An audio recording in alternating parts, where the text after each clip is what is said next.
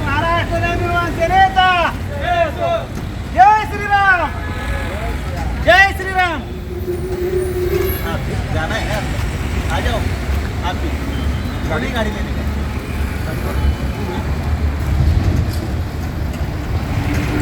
जय श्रीराम, महाराष्ट्र नवनिर्माण सेनेचा, महाराष्ट्र नवनिर्माण सेनेचा जय हो, जय हो।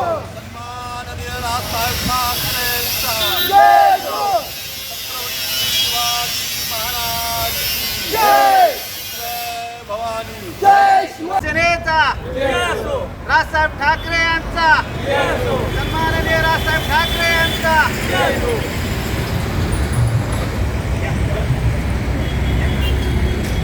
विजय असो, माननीय राजसाहेब ठाकरे यांचा विजय असो, सन्माननीय राजसाहेब ठाकरे यांचा। मुंबईला आज पंतप्रधान नरेंद्र मोदी आणि मनसेचे नेते अध्यक्ष राज ठाकरे यांची एकत्रित्या सभा होते आणि या सभेला आता नवी मुंबईतनं मोठ्या संख्येने मनसेचे कार्यकर्ते जाऊ लागलेत। आपल्यावर या ठिकाणी मनसेचे कार्यकर्ते तुम्ही पाहताय की मुंबईतल्या या सभेसाठी चाललेले आहेत आणि पहिल्यांदाच दोन्ही आता नेते आहेत ते एकाच व्यासपीठावरती येत आहेत आणि त्यामुळे आता कार्यकर्त्यांना हे त्या ठिकाणी औत्सुक्य आहे। काय म्हणाल, काय तुमची अपेक्षा आहे आता या सभेकडून?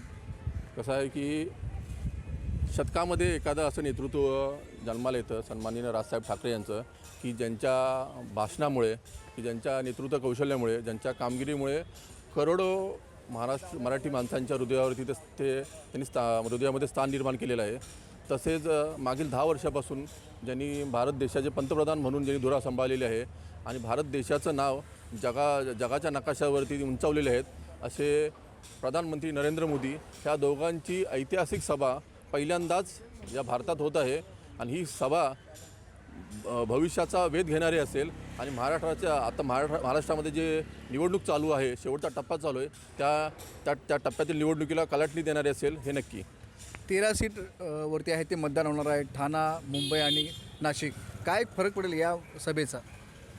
तुम्ही बघितलं की ह्या ज्या 13 जागा आहेत, म्हणजे मुंबई क्षेत्रातल्या 6 जागा, ठाणे क्षेत्रातल्या 6 जागा, 10 जागा, तसेच नाशिकमधली 1 जागा, 11 जागा आणि इतर मराठवाड्यातल्या 2 जागा, इथे मनसेला मागील विधानसभा निवडणुकीमध्ये लाखोनी मतं पडलेले आहेत।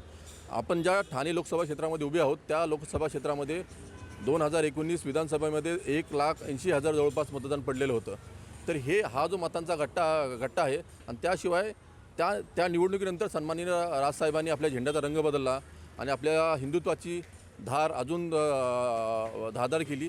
तर त्यामुळे मोठ्या प्रमाणात मतदान हे भाजप असेल, शिवसेना असेल किंवा अजित पवारांची राष्ट्रवादी असेल यांना पडणार आहे आणि ह्यामुळे या 13च्या 13 जागेवरती मोठ्या मताधिक्याने 13 लोकसभेत महायुतीचे उमेदवार निवडून येतील अशी आम्हाला खात्री आहे। नक्कीच आपण पाहतो की मनसे आणि भाजपा एकत्र आले असून मनसेचा जो मतदार आहे तो सुद्धा या ठिकाणी महायुतीला मिळणार असल्यामुळे महायुतीच्या सर्व सीटी निवडून येतील अशा प्रकारचा अपेक्षा या ठिकाणी मनसेच्या कार्यकर्त्यांनी व्यक्त केलेत। विनायक पाटील, एबीपी माझा, नवी मुंबई। एबीपी माझा, उघडा डोळे बघा नीट।